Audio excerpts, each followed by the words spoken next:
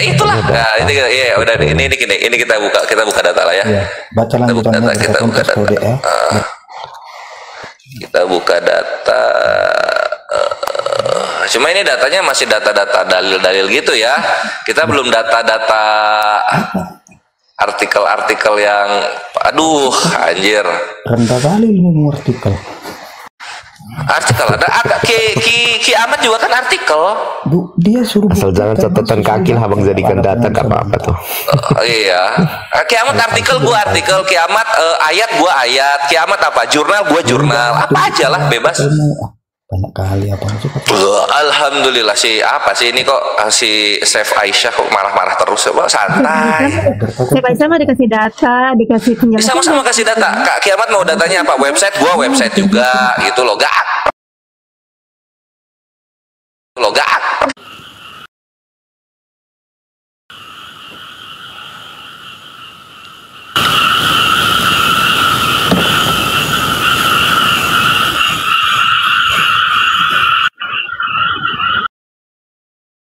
Dan dulu di awal, gua iya-iyakan semua yang Kiamat bilang, Kiamat juga harus mengiya-iyakan semua yang gua bilang. Itu loh, ya nggak? Bisa nggak. Ini kenapa Yesus itu yang membuat Kiamat seperti sekarang kan gitu. Nah, ini Lukas 14:23. Ini nih, lalu kata Tuhan itu kepada hambanya, pergilah ke semua jalan dan lintasan dan paksalah orang-orang yang ada di situ masuk karena rumahku harus penuh. Nah, coba buka ayat apa itu? Lukas 14:23. Lukas 14:23. Nah, buka dong sana, cepat. Berkontak. Apa tuh? Chef Aisyah, Apa masalahnya di situ? Masalahnya karena memang harus memaksa-maksa orang masuk agama Kristen, maka Kiamat begitu gitu loh kawan-kawan. Loh, dia baca itu namanya. Udah jawab aja, Chef, jawab. Narasi liar gitu bang. Nah, ini apa dong artinya? Coba ini ya. Sekarang silakan kebenaran atau Safe Aisyah menjelaskan. Lalu kata Tuhan itu kepada hambanya, pergilah ke semua jalan dan lintasan dan paksalah orang-orang yang ada di situ masuk karena rumahku harus penuh. Nah, silakan jelaskan. Baca. Ya gua nggak anggaplah gua nggak tahu, anggap gua ngerti. Lu jelaskan.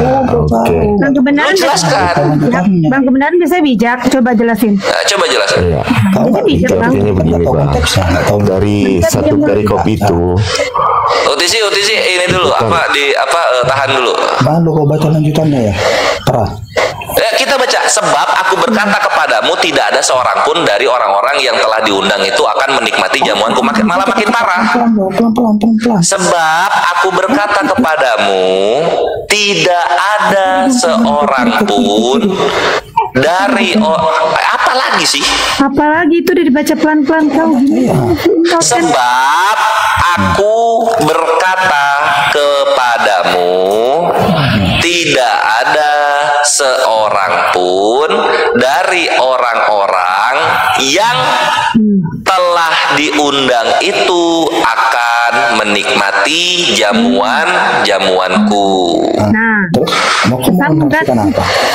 Loh, udah jelaskan dulu itu. ini malah makin parah. Kenapa? Karena di sini orang-orang dipaksa masuk ke rumah Tuhan, ya, ke rumah Tuhan. Karena rumahnya Tuhan ini harus penuh. Ketawa. Jadi mau ya, diundang ya. Nah, maksud gua apa di sini? Maksud gua memang ajarannya pemaksaan. Udah sekarang bang kebenaran aja deh yang jawab deh, bang Chef mau. Suruh jelasin kok malah nangis tuh gimana orang ini? Aduh. Baru dalil loh ini, baru dalil. Suruh jelasin malah nangis. Ini gimana orang ini? Gue ini belum ngeluarin argumen PDF. Argumen PDF gue belum keluar. Nah, silakan bang kebenaran yang bijak deh. Bang kebenaran. Berarti sama aku. Belajar lagi kok si Putri belajar. Dibacakan kamu yang jelasin, jangan nangis di sini. Anggap gua nggak tahu. Ini gua mengosongkan diri. Lu jelaskan sekarang, silakan. Kalau bukan pemaksaan itu apa? Silakan. Nggak tahu konteksnya ternyata. Iya, gua nggak tahu konteksnya. Gua mengosongkan diri. Lu jelaskan. Iya emang nggak tahu. Udah malu aja. Nah, kalau gitu penjelasan lu apa?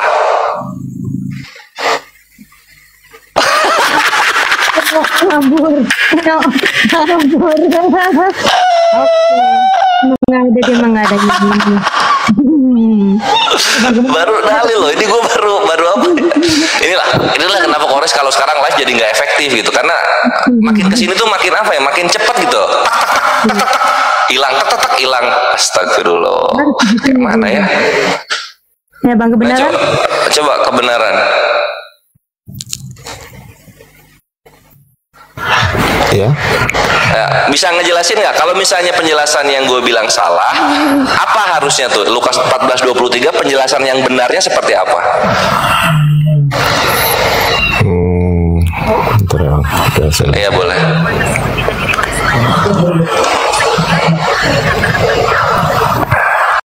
Aduh anjir, Safe, lu mau coba-coba, makanya udah paling bener guru lu yang lawan gua.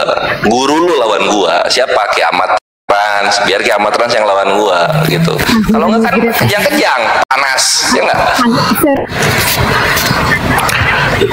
Tadi memang Kiamat di kick atau turun sendiri? Saya rasa itu Iya, Kiamat di kick itu. Makanya tadi pas gua naik dia pas dia di kick gua naik, jadinya nggak ketemu.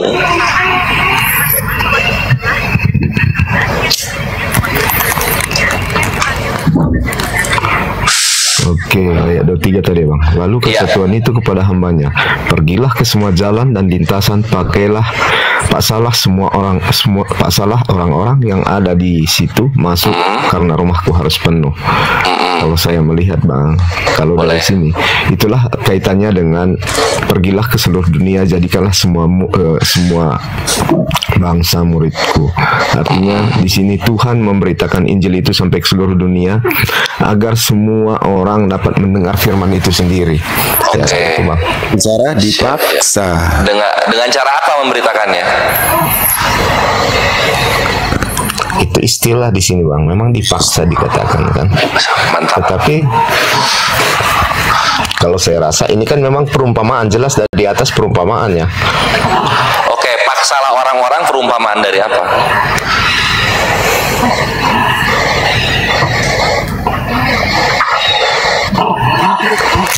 Oke, saya lihat versi lainnya bang. Ini TB ya. Boleh.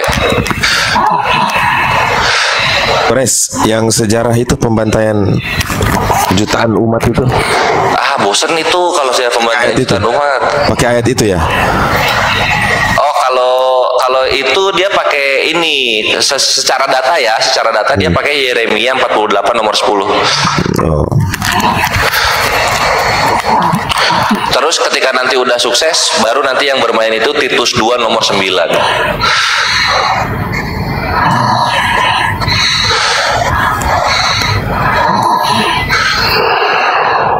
Apa yang tidur tuh? Yang kalau ke sebelah bang, anak saya tuh. Oke. Begini bang, kalau saya lihat di sini bang, cuman kalau saya nggak bisa menjelaskan detail tentang kata-kata Pak situ. Kalau dari sini kan dilihat mengundang orang. Kalau di sini kan kita lihat diundang dari orang-orang yang dari berbagai latar belakang, status sosial dan lainnya, yang kan menunjukkan panggilan Allah terbuka untuk semua orang tanpa memandang perbedaan dan diskriminasi. Tetapi abang tadi bilang kan dia selanjutnya itu tidak ada yang menikmati jamuanku. Tapi kalau di dalam keimanan Kristen sendiri dijelaskan bahwa siapa yang Yesus adalah juru selamat, maka dia tidak akan menikmati jamuan itu. Kalau saya rasa ketennya ke situ bang, bukan ke yang lain. Jadi kalau dalam paksa katanya ya, saya rasa kaitkan lagi dengan ajaran Yesus yang lain. Kalau paksakan di situ, saya rasa nggak konsisten. Artinya nggak konsisten. Ajaran kasih itu nggak akan masuk dan nggak konsisten. Nggak konsisten, sip, mantap pak. Jujur kayak gini kan enak. Nggak konsisten, ajarannya nggak akan masuk gitu. Ya udah, apalagi mau dibahas?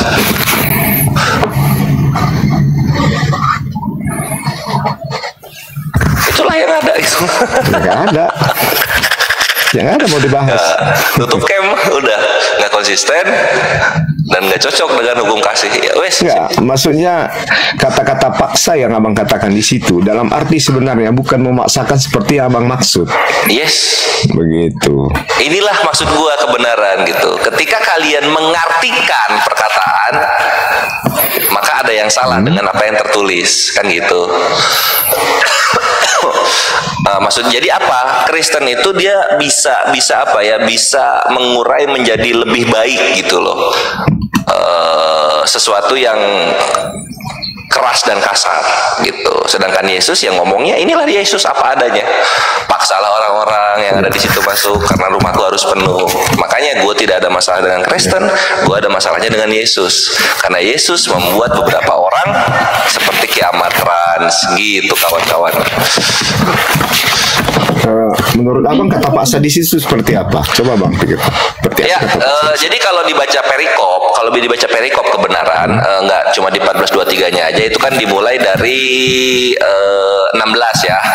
Jadi memang akan ada seorang tuan yang mengadakan perjamuan besar. Dia menyuruh hamba-hambanya untuk mengundang orang-orang. Tadi kata digunakan kan mengundang. Nah, itu tuh untuk perikop, untuk ayat-ayat sebelumnya, nomor-nomor sebelumnya diundang.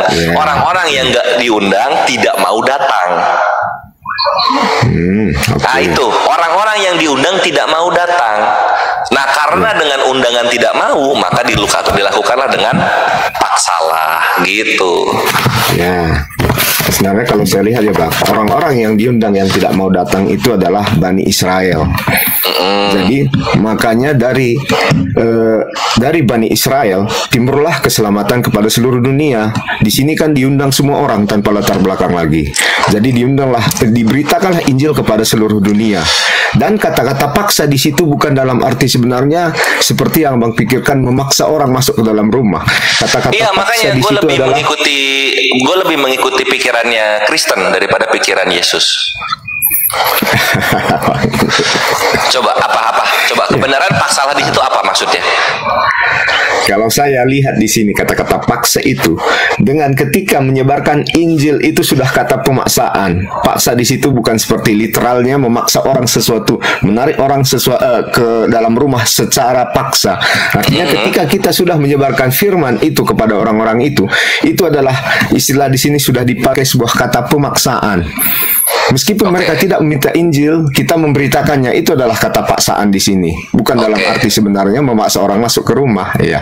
Siap. Jadi memberitakan Injil itu pemaksaan. Itulah istilahnya di situ disebut pemaksaan. Misalnya ada orang beragama lain, kita sebarkan Injil, itu dikatakan sudah pemaksaan, bukan dalam arti sebenarnya literal bahwa dia harus mempercayai apa yang kita katakan. Oke. Jadi pemaksaan itu istilah untuk pemberitaan Injil, begitu? Ya, betul. Oke, siap, mantap, kunci. Ya udah, nah, kan gini enak, langsung apa ngerti kita sama-sama. Nah, ada mengakui. Nah itu kebenaran yang kita butuhkan itu ketika itu perumpamaan. Nah kadang kawan-kawan pembenci Islam itu itu perumpamaan tentang apa? Nggak dijelasin lagi, ngambang, menghujat gitu kan.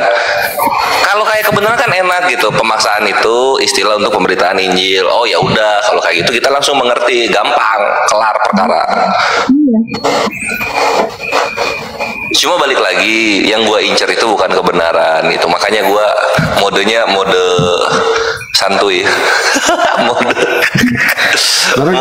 Kalau kita pikir agama ini sebenarnya kan satu pun kita nggak bisa membukukan bahwa saya yang benar abang yang salah, karena ini masalah ranah iman, betul kan bang? Iya, jadi maksud saya di sini.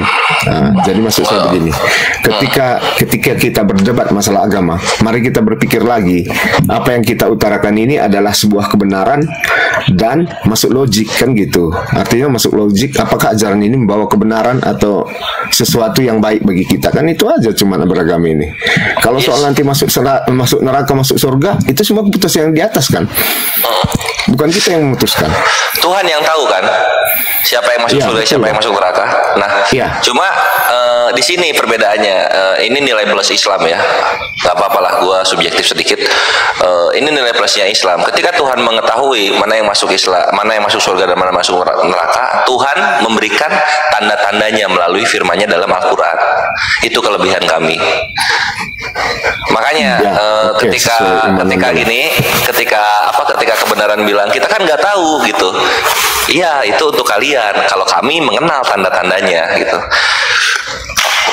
Karena gini, kebenaran di dalam Al-Quran, kenapa disebut kitab sempurna, kitab yang sempurna, zalikal kitabul la raiba fih. Allah Azza wa Jalla, Tuhan semesta alam, dia menjelaskan di zatnya, keberadaannya, dia menjelaskan keberadaannya yang Arabnya itu zat, sangat solid dan jelas gitu. Dan tidak cuma itu, Allah menjelaskan antitesisnya, artinya lawan dari Tuhan yang benar, yaitu syirik. Itu dengan jelas dan lugas juga. Itulah kenapa Al-Quran itu sempurna. Ini hikmah gue pribadi. Sehingga kami itu udah dikasih koridornya. Jadi kita tahu kalau kita di luar koridor, kita akan kepleset, terjatuh, kehujanan, kepanasan. Sehingga kita akan kembali lagi ke dalam koridor tersebut. Itulah kenapa dalam Al-Fatihah itu iya karena budua iya karena stain. Ya Allah, tunjukkanlah kami jalan yang lurus. Bukan berarti jalan yang lurus itu Tuhan yang benar. Kalau dalam Islam, jalan yang lurus itu adalah tuntunan-tuntunan hidup kita dari ujung kaki sampai ujung kepala, dari kita bangun sampai kita tidur lagi, dari pagi sampai kembali malam. Nah, itu tuh kita jangan sampai keluar belok ke jalan yang bengkok. Jadi jalan lurus itu bagaimana hidup kita selalu dalam koridor gitu. Karena apa? Manusia dalam Islam tempatnya khilaf. Selalu kalau nggak lupa ya kalah oleh nafsu. Maka dari itu selalu kami memulai kehidupan itu dengan kata bismillah dan mengakhiri semua kesuksesan dengan alhamdulillah. Dan ketika kami gagal, kami mengucapkan istighfar, astagfirullah. Gitu kawanku. Oh ya, oke Bang. Gitu Bang Christian. Bang Christian. Ya. Silakan Bang Kores dengan Bang Christian. Waduh, langsung dibentur-bentur aku. Ya. Kristen teologi ini sudah bangun atau belum tidur?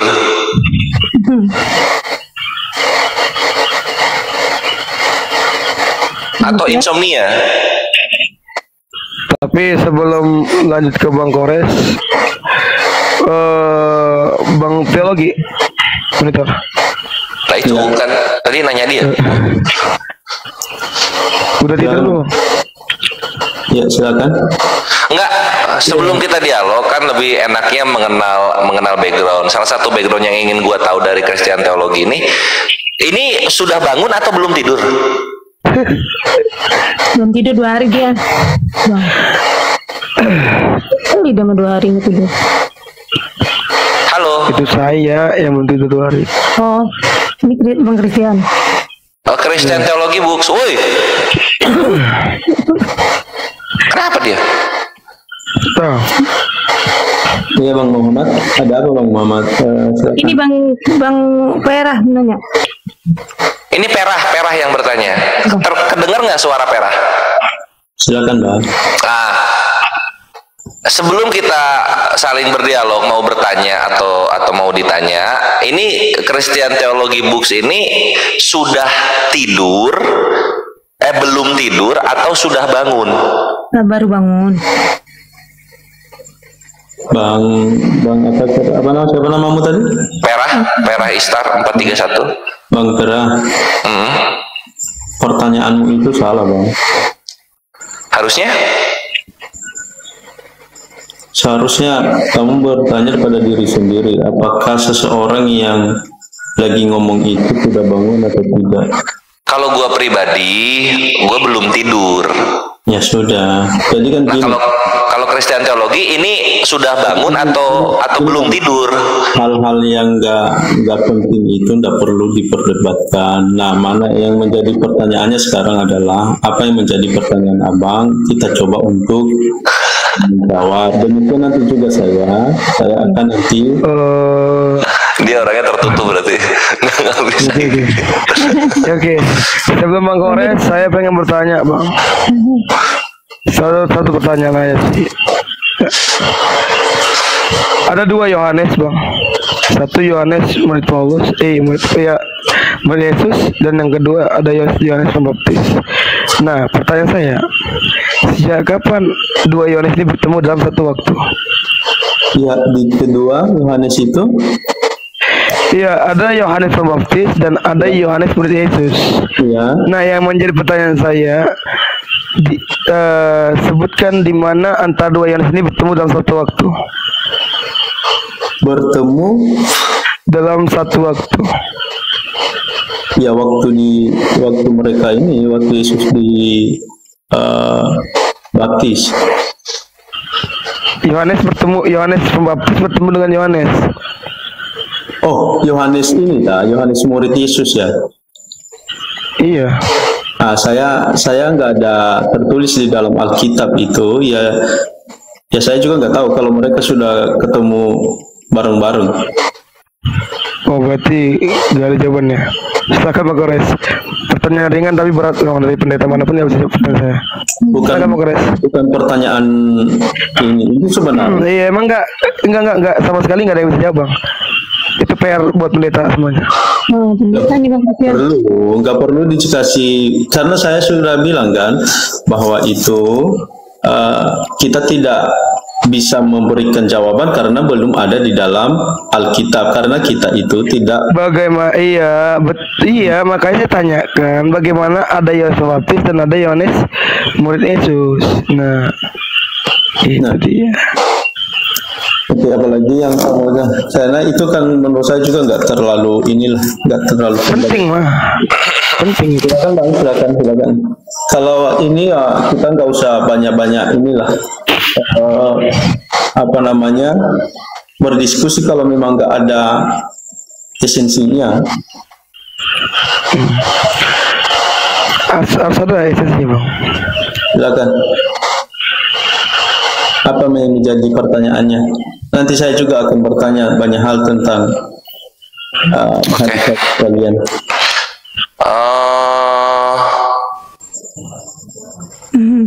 Bertanya ya, bisa dibuka Yeremia 23 nomor 15? Yeremia 23 nomor 15.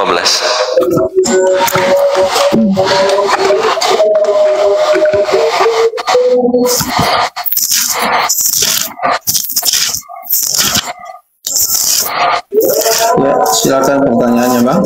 Oke. Sebab itu beginilah firman Tuhan semesta alam mengenai para nabi itu. Sesungguhnya aku akan memberi mereka makan ipuh dan minum racun, sebab dari para nabi Yerusalem telah meluas kefasikan ke seluruh negeri. Pertanyaannya, tolong sebutkan dua nabi Yerusalem yang sudah diberi makan ipuh dan minum racun. Itu kalau kita baca dari ayat sebelumnya, Bang, itu boleh tentang menentang nabi-nabi palsu. Iya. Oke. Nah, kalau Abang bertanya dengan siapa namanya, itu saya nggak tahu karena memang sudah tertulis di situ. Okay. Jadi nggak tahu jawabannya siapa ya nabi yang sudah diberi makan ipuh dan minum racun oleh Tuhan, nabi-nabi Yerusalem terutama. Itu jawabannya ya, nggak tahu.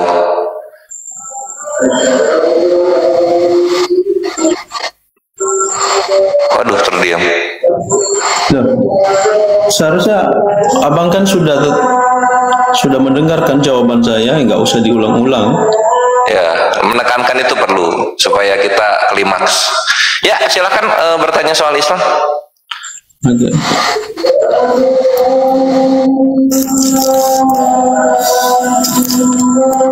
Oke, silakan aja untuk masalah Kristen aja, silakan aja. Oh gitu. Oke, berikutnya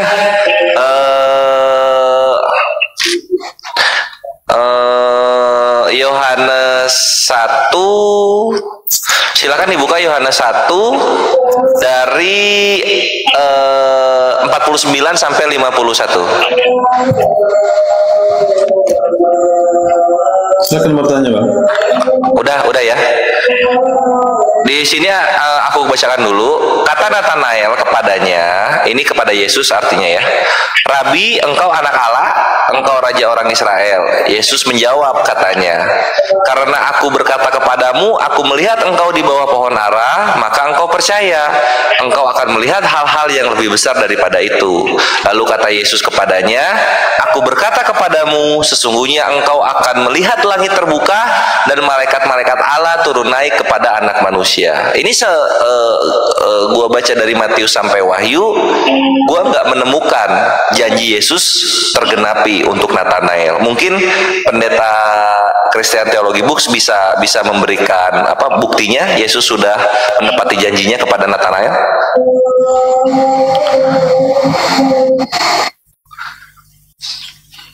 Itu kan merupakan suatu narasi yang disampaikan kepada Natanael, dan itu sebenarnya sudah terjadi ketika Yesus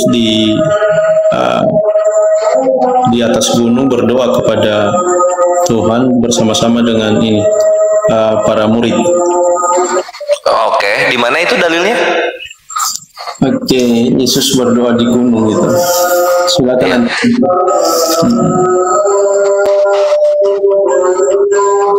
Di situ ada nanti yang muridnya itu ada Yohanes, ada Petrus, dan ada Yakobus. Gitu. Oke, itu di mana dalilnya? Coba nanti baca di dalam Injil Matius saja. Matius. Siapa aja Petrus? Petrus, Yohanes dan Yakobus. Natanaelnya? Enggak. Begini pemahamannya, karena itu hanya merupakan sebuah konfirmasi kepada Natanael bahwa ada waktu di mana nanti terjadi hal yang semacam itu. Gitu. Oke, gua refresh pertanyaannya dengan kata-kata yang lebih mudah. Sudahkah Yesus menggenapi janjinya kepada Natanael?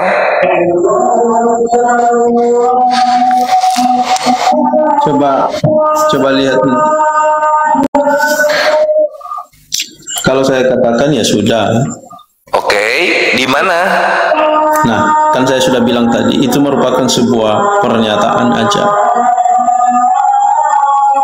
Pernyataan aja, belum dengan pembuktiannya, gitu maksudnya? Itu sudah terjadi, dan Oke, di pasal mana terjadinya? Oke, saya pertama karena gue pribadi nyari nggak menemukan gitu. Oke. Pertama, coba lihat Matius 3. Matius 3, oke, Matius 3 ayat 14. Matius 3:14 ya, kita menuju ke sana. Tetapi Yohanes mencegah dia, katanya, akulah yang perlu dibaptis olehmu dan engkau yang datang kepadaku. Apa itu? Itu berbicara tentang pembaptisan Yesus. Oke. Sesudah dibaptis, Yesus segera keluar dari air. Pada waktu itu juga langit terbuka. Ia melihat Roh Allah seperti burung merpati turun ke atasnya. Lalu terdengarlah suara dari surga yang mengatakan, inilah anakku yang kukasihi, kepadanya lah aku berkenan. Wah, ini kejadian yang spektakuler. Cuman sayangnya tidak ada malaikat turun naik di sini tertulis. Dan tidak ada Natanael juga di sini. Tidak ada Natanael juga. Gimana? Gini loh Bang. Kalau Abang mencari seperti yang Abang kehendaki, ya tentu itu tidak ada. Jadi ya kalau memang Abang juga nggak setuju dengan itu, ya enggak apa-apa.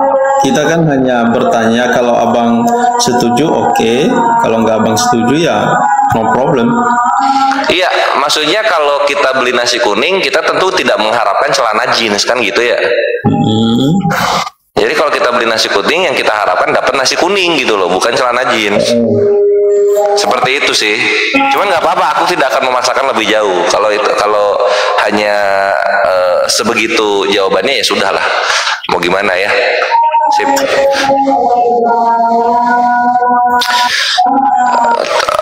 Ini terus gimana? Bertanya lagi bisa atau apa? Mau bertanya tentang Islam?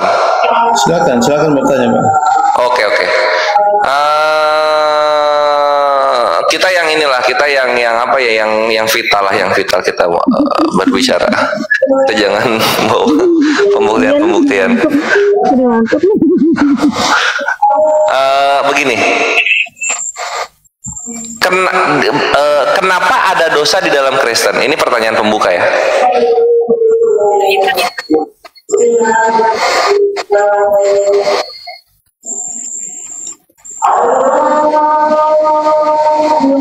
Misalnya dengerin ajan dulu dia.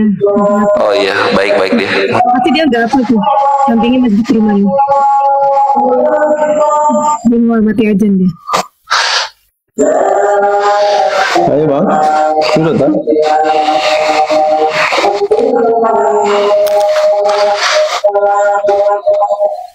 La ilaha illallah Muhammad Rasulullah sallallahu alaihi wasallam. Pertanyaannya ini pertanyaan pembuka sebelum ke pertanyaan puncaknya. Bisa dijelaskan bagaimana konsep dosa di dalam Kristen? Itu panjang Bang kalau dijelaskan. Tanya apa yang menjadi pertanyaan Abang? Oke, gini. Kenapa bisa ada dosa di dalam Kristen? Kenapa bisa ada dosa? Iya. Kenapa bisa ada dosa di dalam Kristen? Iya. Bukan hanya di dalam Kristen ada dosa, Bang. Semua dosa, semua agama pasti belajar mengajari tentang dosa. Oke. Apakah konsep dosa dalam semua agama sama juga dengan Kristen? Ya kalau yang saya pahami itu ya tentunya beda, Bang. Oke. Nah, bedanya tuh dari mana? Ya saya nggak tahu, kalau Abang mau bilang.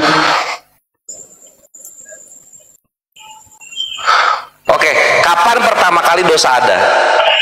Oke, ketika kalau di dalam kekristenan itu ketika Adam dan Hawa ada di dalam Taman Eden.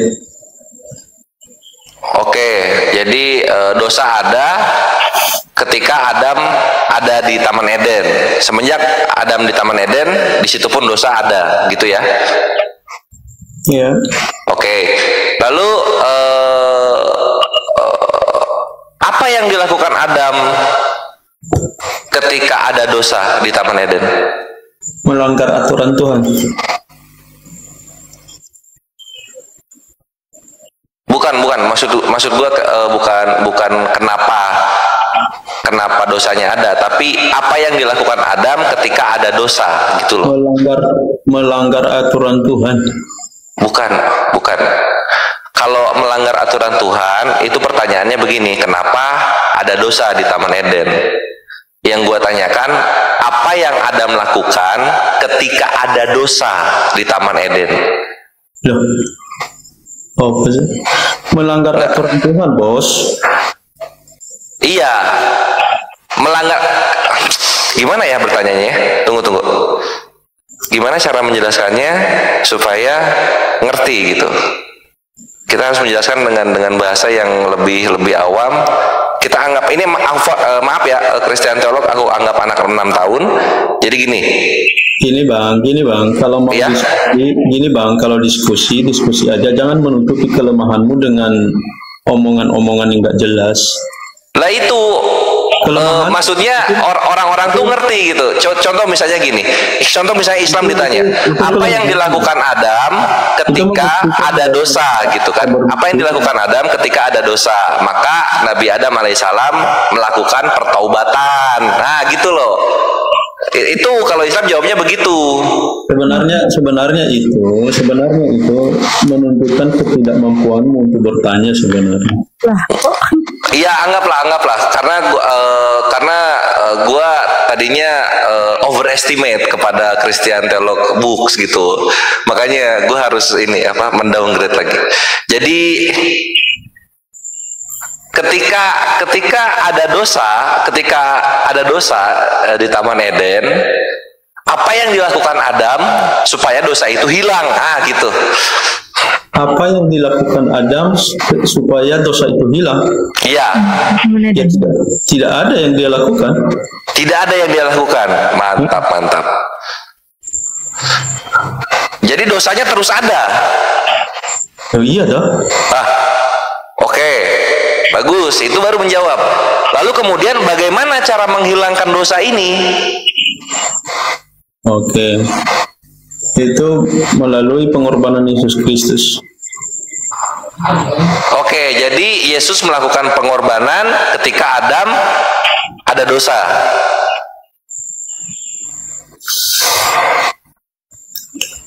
Kedatangan Yesus Kristus itu 2000 tahun yang lalu, Mas. Terus apa hubungannya sama Adam? Oke, nah di dalam iman kekristenan itu, kedatangan Yesus itu adalah tujuannya untuk menghapus dosa yang sudah dilakukan oleh Adam dan Hawa itu. Ya itu.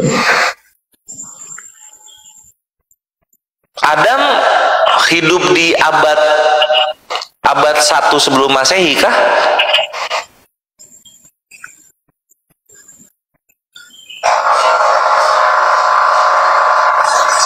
Abang pertanyaannya kok enggak ini? Iya, karena coba aku koreksi. Coba ini aku pertegas dulu ya.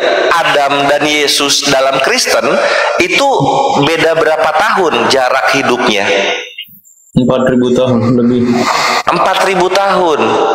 Jadi dosa Adam baru hilang 4000 tahun kemudian. Nah, emang masalahnya apa? Lama sekali. Ya enggak apa-apa tuh. Adamnya keburu meninggal. Ya enggak apa-apa. Karena itu konsep kami di dalam itu kan ya kalau abang nggak terima ya enggak masalah. Bukan nggak terima. Lalu? Tapi nggak jelas gitu loh. Bisa dijelaskan? Itu nggak jelas ya menurut abang. Makanya. Lah iya. Coba dijelaskan gitu loh. Loh, saya sudah katanya tadi minta ditanya. Ketika minta ditanya ya tentunya ada hak penjelasan dong di sana. Saya sudah jelaskan toh. Nah, penjelasannya apa? Kenapa lama sekali? Loh, bukan soal lama sekali, Bang. Bukan soal lama sekali. Bukan soal lama itu. Emangnya abang maunya berapa lama? Nah, gini. Saya mau tanya dulu, Bang. Oke, gini. Kita ke konsep Islam dulu ya supaya paham gitu. Jadi kalau konsep Islam, ketika kita meninggal masih ada dosa tersisa, maka dosa itu akan dipertanggungjawabkan. Di hari penghakiman itu akan dipertanggungjawabkan di hari penghakiman, kan gitu.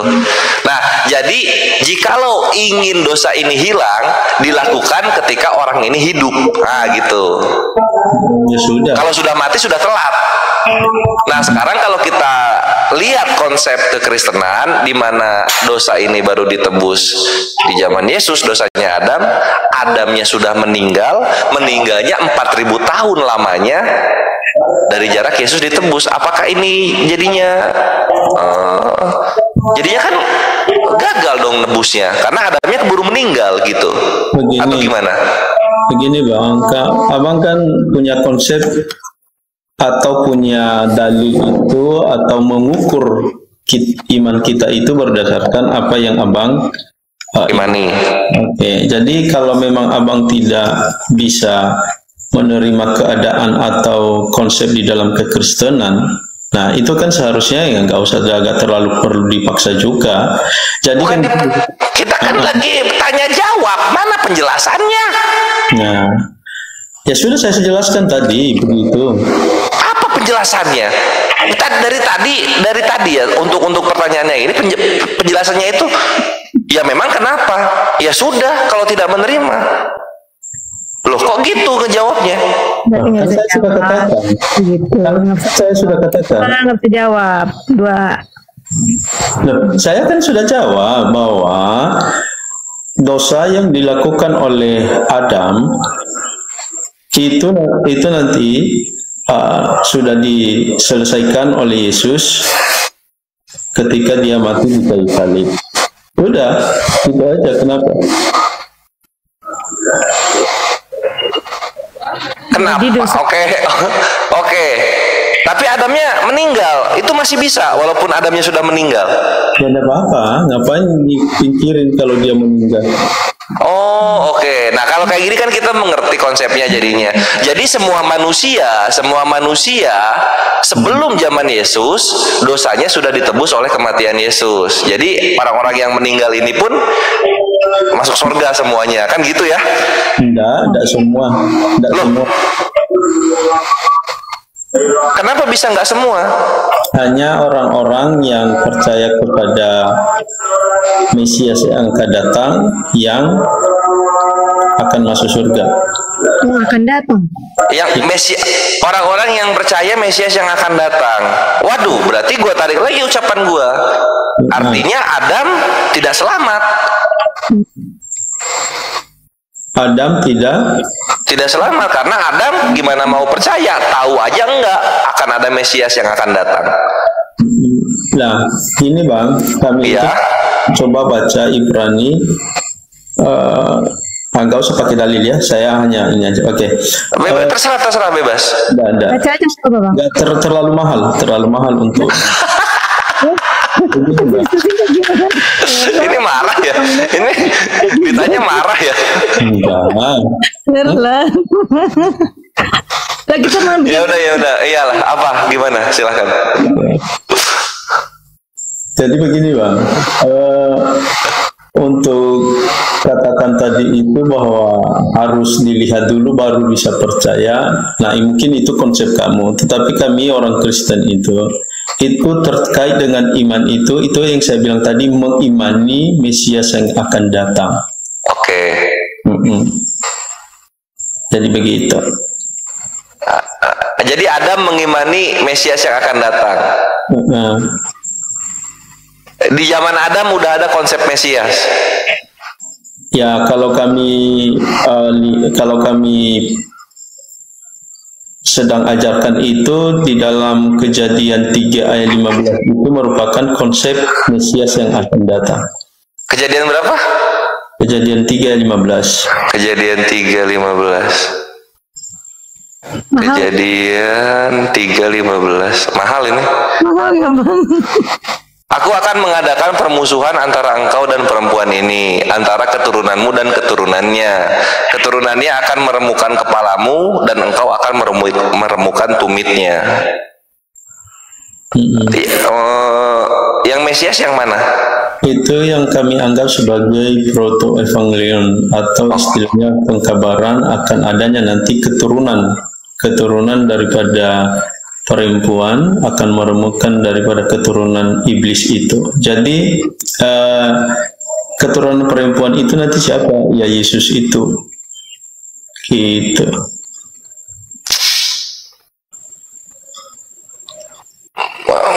Gimana ya? Ya, gimana? Tadi kan yang kita tanyakan, bukan yang kita tanyakan. Tadi kan yang Christian bahas itu kan Mesias ya, yang diurapi kan Mesias itu kalau gua nggak salah. Iya. Oke. Nah, ini Kejadian 3:15 ini keturunan. Iya. Terus gimana cara nyambungin antara yang diurapi dan keturunan ini? Begini Bang. Oke. Keturunan di situ kan berbicara tentang keturunan yang akan datang. Oke. Nah, keturunan yang akan datang itu siapa sih? Nah, itu adalah Yesus itu yang lahir dari keturunan perempuan. Jadi kalau Mesias itu kan Mesias itu kan dalam pemahaman orang Kristen, yaitu diurapi. Yang diurapi itu, kata yang diurapi itu umum digunakan kata yang diurapi itu. Begitu. Artinya Adam ini mempercayai keturunan dong, bukan mempercayai yang diurapi. Mempercayai keturunan yang akan datang. Iya. Berarti dikoreksi ya. Karena Adam mempercayai keturunan yang akan datang, maka dia selamat, bukan mempercayai Mesias dia. Loh, ketawa. keturunan yang akan datang itu, dia itu adalah Mesias. Iya, cuma kan Adamnya kan belum ngerti soal Mesias ini, kan gitu. Nah, bukan Bang, dari mana abang tahu bahwa si Adam ini nggak ngerti akan Mesias? Karena di Kejadian belum keluar kata-kata yang diurapi. Dia tahu Bang, apa artinya yang dimaksudkan oleh Tuhan di situ. Jadi kalau dia katakan bahwa keturunanmu, dan bahkan dia akan tahu akan hal itu. Bahkan Tuhannya sendiri nggak ngomong yang diurapi di sini gitu loh. Iya.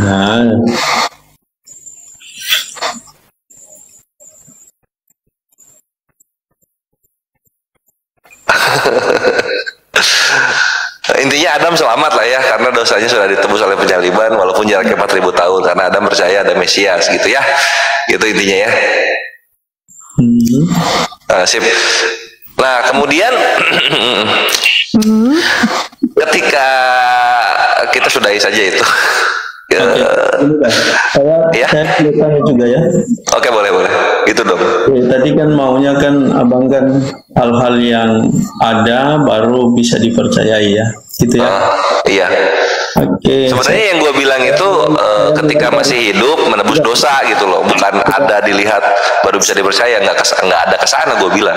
Boleh saya bertanya ya? Boleh. Oke, abang tadi katakan selalu harus ada tertulis baru bisa dipercaya. Oke. Iya.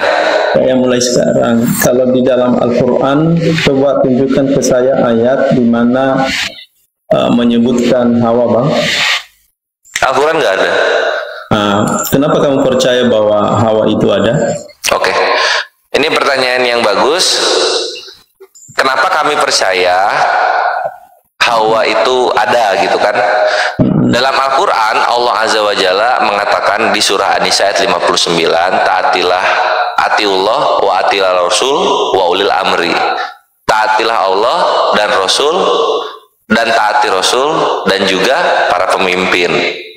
Nah, taati Rasul ini mempunyai makna yang dalam. Kita mentaati apa yang beliau katakan, apa yang beliau larang, apa yang beliau anjurkan, diamnya beliau, dan segala tingkah laku perbuatan dari beliau. Kita mendapatkan itu di dalam hadits. Dalam hadits Rasulullah SAW berkata, dan itu dikitabkan di dalam hadits, bahwasanya istri Nabi Adam alaihissalam itu bernama Hawa. Sehingga kami kaum muslimin pun mengetahui bahwa istrinya Nabi Adam alaihissalam bernama Hawa. Begitu. Berarti artinya di situ Muhammad lebih tahu daripada Allah yang memberikan firman, begitu? Bukan. Allah memberikan otoritas kepada Nabi untuk menjelaskan sesuatu yang mengenai sirah atau cerita atau kisah. Oke. Jadi begini Bang, yang karena hanya ayat-ayat Al-Quran yang disampaikan oleh Allah kepada Muhammad, kalau yang lainnya tidak, kan begitu. Jadi inilah yang kan lihat tadi abang seperti itu ketika abang tadi bertanya tentang iman Kristen, maka abang juga harus tunjukkan berdasarkan dalil Al-Quran, gitu loh Bang. Iya. Gini kawanku. Ya. Jadi kalau nggak bisa memberikan sebuah argumentasi di situ, ya kalau demikian, kalau tadi abang caranya untuk berapologetik seperti itu, atau bukan berapologetik sebenarnya, ini polemikus sebenarnya. Nah, tentunya saya juga bisa menyampaikan berbagai alasan saya untuk bisa istilahnya menggunakan data-data yang tidak ada di dalam Alkitab. Nah, tapi ini kan yang ke abang maunya kan di dalam Alkitab supaya abang bisa mengerti. Nah, sekarang saya mau bertanya tentang Hawa di dalam Al-Quran, abang justru tidak bisa, tidak ada datanya, tetapi dipercaya. Nah, abang bilang itu Muhammad, padahal Muhammad tidak pernah menerima itu. Mana buktinya Muhammad menerima nama Adam itu? Udah. Oke, silakan. Oke, ini aku tanggapi ya. Sebenarnya kalian itu kalah satu langkah dari Islam. Karena dari tadi kalau misalnya Christian teolog cermat, gua nggak pernah bertanya tentang mana perkataan Allah Bapa mengenai ini dan itu. Yang gua tanyakan, mana tertulis dalilnya, gitu. Sedangkan seperti yang umat Islam imani dan faktanya memang begitu, Al-Quran itu semua perkataan Allah. Sedangkan dari tadi Christian Theolog Books memberikan data-data itu bukan perkataan Tuhan semua, perkataan manusia yang kalian rangkum menjadi kitab suci. Nah, pertanyaan saya, Bang, berarti perkataan Muhammad itu kan perkataan Muhammad yang kata Hawa itu berarti itu perkataan manusia juga. Iya, tapi kan itu nabi gitu loh. Bukan firman Allah kan? Iya. Benar ya, oke. Terima kasih Bang, terima kasih ya kan. Sama-sama. Cuman yang tetap kalah, inilah yang gue bilang kalah dua langkah. Karena Nabi Muhammad nabi, sedangkan segala informasi yang kalian dapat bukanlah datang dari seorang nabi. Ya enggak? Bukan dari Allah Bapa, bukan dari Nabi, dan bukan satu lagi, bukan dari Roh Kudus. Semua perkataan orang-orang yang tidak pernah melihat Bapa, orang-orang yang tidak pernah berinteraksi dengan Roh Kudus, orang-orang yang melihat Yesus sebagai manusia saja. Oke, yang mengatakan Muhammad itu tapi siapa? Allah sendiri, Tuhan sendiri. Di mana? Al-Fat ayat 29, Muhammadur Rasulullah. Muhammad adalah utusan Allah. Ada saksinya enggak?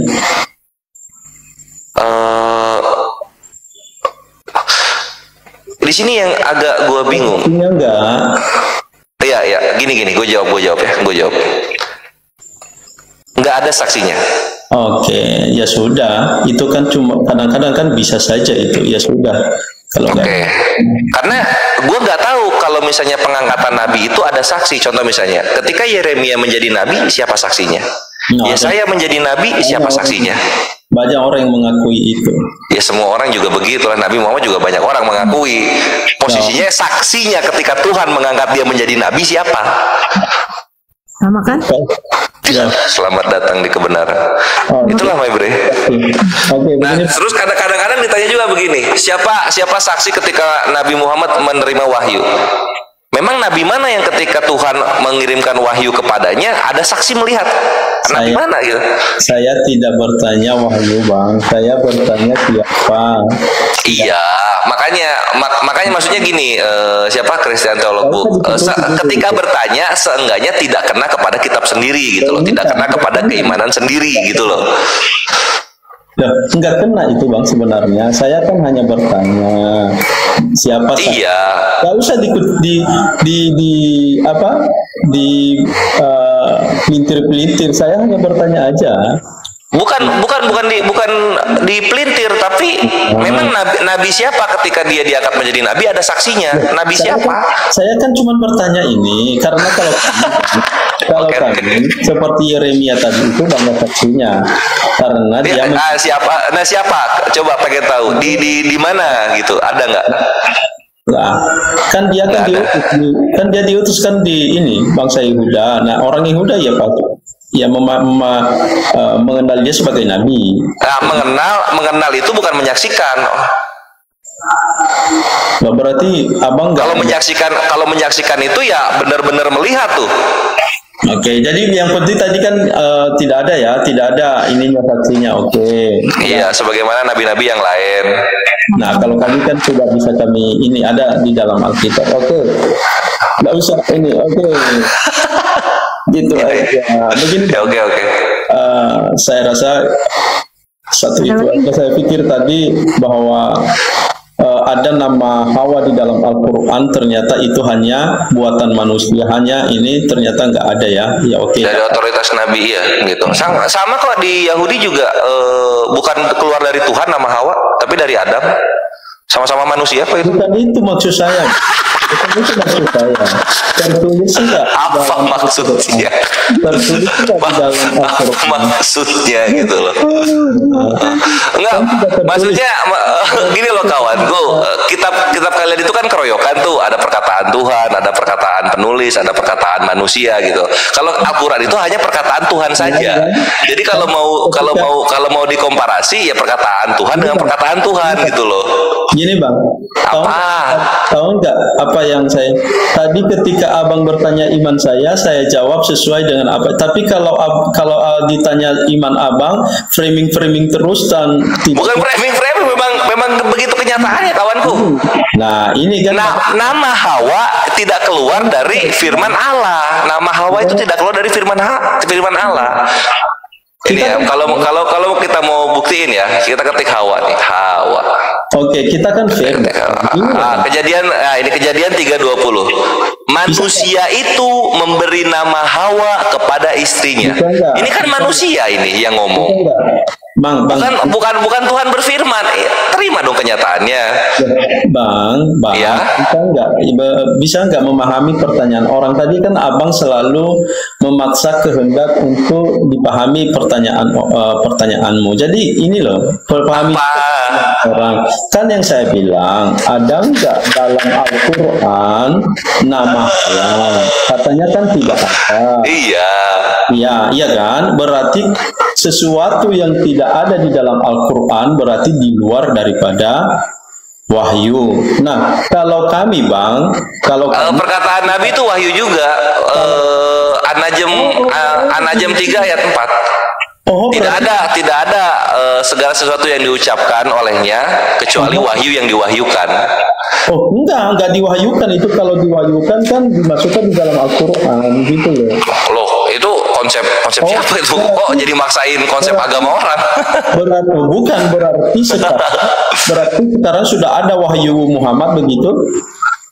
Loh, Al-Quran aja itu keluar dari mulut Nabi Muhammad. Hadis juga keluar dari mulut Nabi Muhammad. Gimana dong?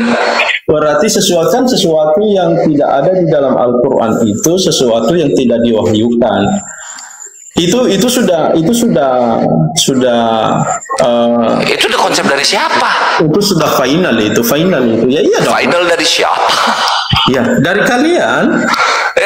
Siapa? Coba ucapan siapa?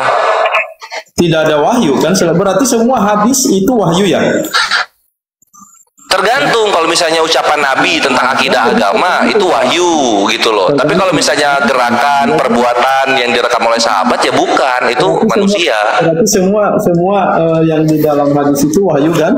Benar? Bukan enggak semua, ucapan. Jadi gitu dong. Jadi jangan ngarang cerita kamu. Loh, kok jadi emosi? Loh, kok emosi sih? Lah iya, kok gue dibilang ngarang cerita. Dalam hadis, semua jejak rekam Nabi tidak hanya ucapan, tapi perbuatan juga ada. Nah, kalau perbuatan ini kan bukan ucapan. Sedangkan dalam Al-Quran, ucapannya Nabi itu adalah wahyu yang diwahyukan. Oke, saya mulai lagi ya. Hawa itu ada nggak dalam Al-Quran namanya? Nggak ada. Nah, itu berarti kalau tidak ada di dalam Al-Quran berarti di luar daripada wahyu, ya kan? Nah, pertanyaan dari mana kalian dapatkan itu nama Hawa itu kalau bukan dari wahyu? Dari wahyu, dari Nabi. Nah, Nabi siapa yang menceritakan? Muhammad. Sallallahu alaihi wasallam. Apakah Muhammad itu punya wahyu? Punya. Semua yang dia katakan adalah wahyu? Iya. Oke, berarti hadis itu adalah wahyu? Wahyu ya. Oke, berarti semua isinya wahyu ya? Yang ucapan iya. Oke, ya sudah. Hal-hal berarti yang di dalam wahyu yang dia sebutkan itu semua wahyu semua ya? Iya. Oke, jadi teman-teman, Kristen kalau ada yang dengar, jadi baru hari ini ada para ustaz ini mengatakan bahwa Muhammad itu punya wahyu seperti wahyu Allah, makanya seperti berarti sejajar ya wahyu dengan hadis ya? Sejajar. Enggak lah, kalau hadis kan kitab dia. Nah, berarti itu kan berarti ada wahyu, ada tingkatannya ya. Iya, dilihat dulu dalam hadis itu merekam ucapannya Nabi atau merekam perbuatannya Nabi, gitu loh. Oh, sekarang ada ya. Oh, gitu ya di dalam. Iya, gini lah kawanku. Kejadian